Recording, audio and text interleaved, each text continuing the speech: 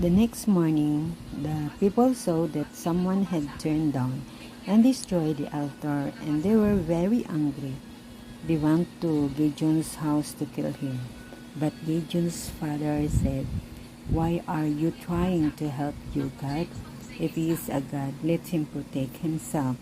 Because he said this, the people did not kill Gideon. Then the Midianites came again to steal from the Israelites there. There were so many of them that they could not be counted. Gideon called the Israelites together to fight them. Gideon asked God for 2 signs so he could be sure that God would use him to save Israel. For the first sign, Gideon laid a sheep skin on the ground and asked God to let the morning dew fall only on the sheepskin and not on the ground. God did that. The next night, he asked that the ground be wet but the sheepskin dry. God did not chew. These 2 signs convinced Gideon that God would use him to save Israel from the Midianites. 32,000 Israelite soldiers came to Gideon, but God told him this was too many, so Gideon sent home 22,000 who were afraid to fight.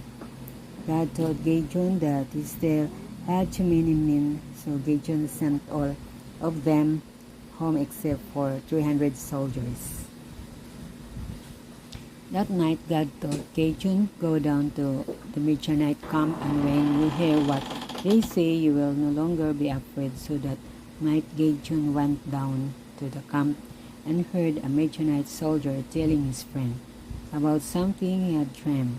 The man's friend said this dream means that Gideon's army will defeat the Midianite army. When Gideon heard this, he worshipped God.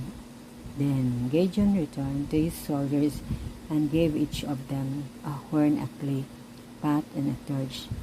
They surrounded the camp where the Midianite soldiers were sleeping. Gideon's 300 soldiers had the torches in the pots, so the Midianites could not see the light of the torches.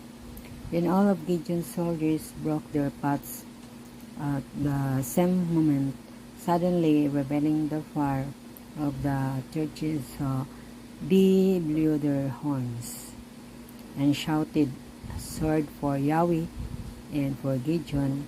God confused the Midianites so that they started attacking and killing each other. Immediately, the rest of the Israelites were called from their homes to come help chase the Midianites. They killed many of them and chased the rest of them out of the Israelites' land. 120,000 Midianites died that day. God had saved Israel. The people wanted to make Gideon their king. Gideon did not allow them to do this, but he asked them for some of the gold rings that each of them had taken from the Midianites. The people gave Gideon a large amount of gold. The Gideon used the gold to make a special garment like the high priest used to wear, but the people started worshipping it as if it were an idol. So God punished Israel again because they worshipped idols. God allowed their enemies to defeat them. They finally asked God for help again, and God sent them another deliverer. This pattern repeated many times. The Israelites would sin, God would punish them. They would repent, and God would send a deliverer to save them. Over many years, God sent many deliverers, saved the Israelites from their enemies. Finally, the people asked God for a king like all the other nations. They wanted a king who was tall and strong and who could lead them into battle. God did not like this request, but he gave them a king just as they had asked. That's all. And let us